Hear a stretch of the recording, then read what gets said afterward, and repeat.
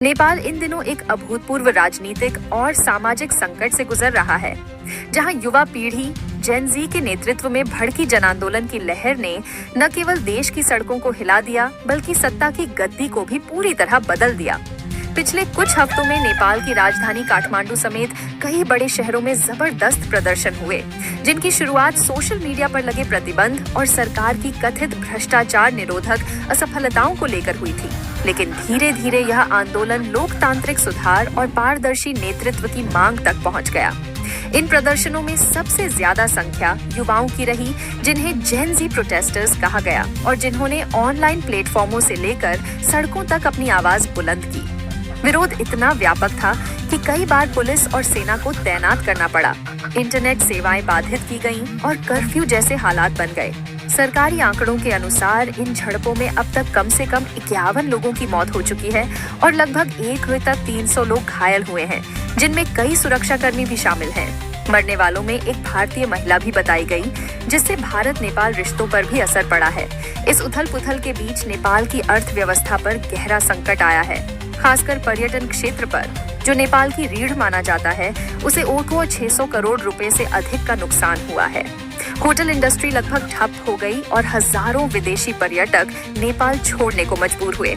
इस बीच प्रदर्शनकारियों का सबसे बड़ा नारा था कि उन्हें एक युवा और ईमानदार प्रधानमंत्री चाहिए, जो भ्रष्टाचार और पुराने ढर्रे की राजनीति से बाहर निकलकर देश को नई दिशा दे सके। इसी पृष्ठभूमि में नेपाल के राष्ट्रपति रामचंद्र पौडेल ने देश की पहली महिला मुख्य न्यायाधीश रह चुकी सुशीला कार्की को अंतरिम प्रधानमंत्री नियुक्त किया, जिन्हें भ्रष्टाचार के खिलाफ सख्त रुख, न्यायिक ईमानदारी के लिए जाना जाता है।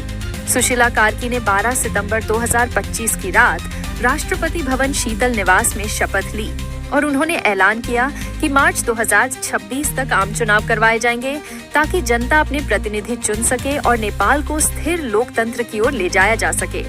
कार्की का प्रधानमंत्री पद संभालना ऐतिहासिक माना जा रहा है, क्योंकि वे नेपाल की पहली महिला प्रधानमंत्री हैं और इसने महिलाओं तथा युवाओं में एक नई उम्मीद जगाई है। हालांकि चुनौतियां अभी भी बहुत बड़ी हैं। देश की सड़कों पर तनाव पूरी तरह खत्म नहीं हुआ है।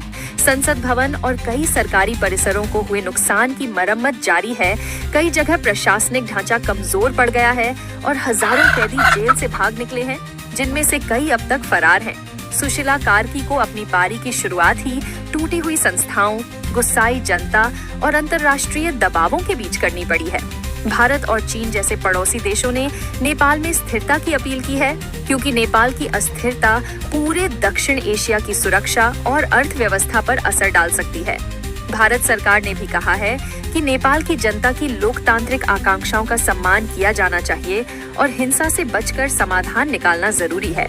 वहीं आम नेपाली नागरिकों की जुबानी देखें तो कोई कहता है कि हमने अब तक सिर्फ खोया है अपने घर, दुकानें, परिवार और उम्मीदें। अब हमें ऐसा नेतृत्व चाहिए जो हमें जीने की वजह दे। कोई और कहता है कि जेन जी की यह लड़ाई हमारी आने वाली पीढ़ियों के लिए है, ताकि वे खुले माहौल में शिक्षा, रोजगार और अभिव्यक्ति की आजादी पा सके। कुल मिलाकर नेपाल इस समय अपने सबसे नाजुक दौर से गुजर रहा है, जहां एक तरफ नए नेतृत्व की उम्मीद है तो दूसरी तरफ जमीनी चुनौतियों का पहाड़। और आने वाले महीने तय करेंगे कि सुशीला कार्की और उनकी अंतरिम सरकार इस संकट से कैसे पार पाती है और क्या वास्तव में मार्च 2026 तक पारदर्शी व शांतिपूर्ण चुनाव करवा पाती है या नहीं, क्योंकि यही कदम नेपाल के भविष्य की दिशा और दुनिया के सामने उसकी छवि तय करेगा।